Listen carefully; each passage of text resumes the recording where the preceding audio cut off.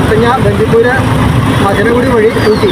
താമരശ്ശേരി ചുരമെന്ന് കേൾക്കുമ്പോൾ നമ്മളിൽ പലർക്കും ഓർമ്മ വരുന്നത് കുതിരവട്ടം പപ്പുച്ചേട്ടൻ്റെ ഡയലോഗായിരിക്കും. പക്ഷേ വയനാട് ചുരം കയറുമ്പോൾ ഓർക്കേണ്ട മറ്റൊരാളുണ്ട്. ഈ ചരിത്രപാതയുടെ പൂർത്തീകരണത്തിനായി ജീവത്യാഗം ചെയ്ത കരിന്തണ്ടൻ എന്ന ആദിവാസി യുവാവ്. കോഴിക്കോട് തമ്പടിച്ചിരുന്ന ബ്രിട്ടീഷുകാർക്ക് വയനാട്ടിലേക്കുള്ള എളുപ്പവഴി കാട്ടിക്കൊടുത്തത് തദ്ദേശവാസിയായ കരിന്തണ്ടൻ എന്ന ആദിവാസി യുവാവാണ്. സുഗന്ധവ്യഞ്ജനങ്ങളും മറ്റും സുലഭമായിരുന്ന വയനാടൻ കാടുകൾ ബ്രിട്ടീഷുകാരെ കുറച്ചൊന്നുമല്ല മോഹിപ്പിച്ചത്. പക്ഷേ അതൊരു സ്വപ്നമായി തന്നെ അവശേഷിച്ചു.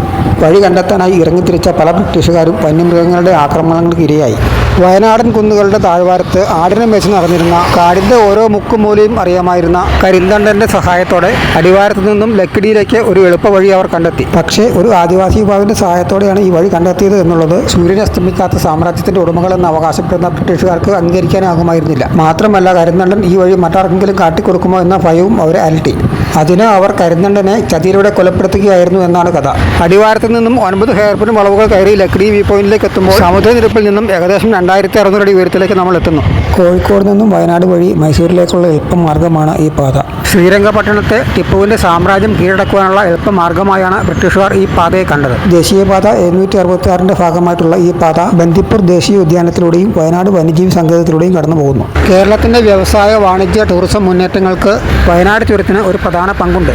കഥ എന്തായാലും ലക്കിടി വ്യൂ പോയിന്റിൽ നിന്നുള്ള വയനാട് ചുരത്തിൻ്റെ കാഴ്ച അതിമനോഹരമാണ്. ഇവിടെ നിന്നാൽ കോഴിക്കോട് ജില്ലയുടെ ഒരു ആകാശ ദൃശ്യം ലഭ്യമാണ്. വയനാട് ചുരം കയറി ആദ്യം എത്തുന്നത് ലക്കിടിക്കടുത്തുള്ള പൂക്കോട് തടാകത്തിലേക്കാണ്. കേരളത്തിലെ ഏറ്റവും ചെറുതും ഉയരത്തിലുള്ളതുമായ ശുദ്ധജല തടാകമാണ് പൂക്കോട്. സമുദ്രനിരപ്പിൽ നിന്നും 770 മീറ്റർ ഉയരത്തിൽ നിത്യഹരിത വനങ്ങൾക്കും മലഞ്ചെരുവുകൾക്കും ഇടയിലെ പ്രകൃതിദത്ത ശുദ്ധജല തടാകമാണ് പൂക്കോട്. ഇത് വയനാട് ജില്ലയിലെ പ്രധാന ടൂറിസ്റ്റ് കേന്ദ്രങ്ങളിൽ ഒന്നാണ്. രാവിലെ 9 മണി മുതൽ വൈകുന്നേരം 5 മണി വരെയാണ് ഇവിടുത്തെ പ്രവേശനം. തടാകത്തിലൂടെയുള്ള ബോട്ടിംഗ് ആണ് ഇവിടുത്തെ പ്രധാന ആകർഷണം. തടാകത്തെ ചുറ്റി കാനനപാതയിലൂടെയുള്ള നടത്തമാണ് ഇവിടുത്തെ മറ്റൊരു പ്രധാന ആകർഷണം. പൂക്കോടിനടുത്ത സുഗന്ധഗിരി കുന്നിലാണ് കേരളത്തിലെ ആദ്യത്തെ ഗോത്ര പൈതൃക ഗ്രാമമുള്ളത്. എന്നൂര്. വയനാട്ടിലും കേരളത്തിൽ അങ്ങോളം ഇങ്ങോളം ഉള്ളതുമായ ഗോത്രവിഭാഗക്കാരുടെ പാരമ്പര്യമായ കലകളുടെയും പരമ്പരാഗത ജീവിത രീതിയുടെയും നേർക്കാഴ്ചയാണ് എന്നൂര് പൈതൃക ഗ്രാമം. ചെളിമണ്ണ് മെഴുകിയ തിണ്ടുകൾ അതിരിടുന്ന വളഞ്ഞു പുളഞ്ഞ വഴികൾ, വൈക്കോൽ കൊണ്ട് മേൽക്കൂരയുള്ള പരമ്പരാഗത ആദിവാസി കുടിലുകളുടെ ഒരു കൂട്ടം. ഗോത്ര പാരമ്പര്യത്തിൻ്റെ ഉള്ളറകളിലേക്കാണ് കേരളത്തിലെ ആദ്യത്തെ ഗോത്ര പൈതൃക ഗ്രാമം വാതിൽ തുറക്കുന്നത്. പ്രകൃതിയുമായി ഇണങ്ങിയ ഗോത്രകലാരൂപങ്ങളും പാട്ടും ജീവിതവുമെല്ലാം കാണാം. അടുത്തറിയാം എന്നൂര് പൈതൃക ഗ്രാമത്തിലൂടെ.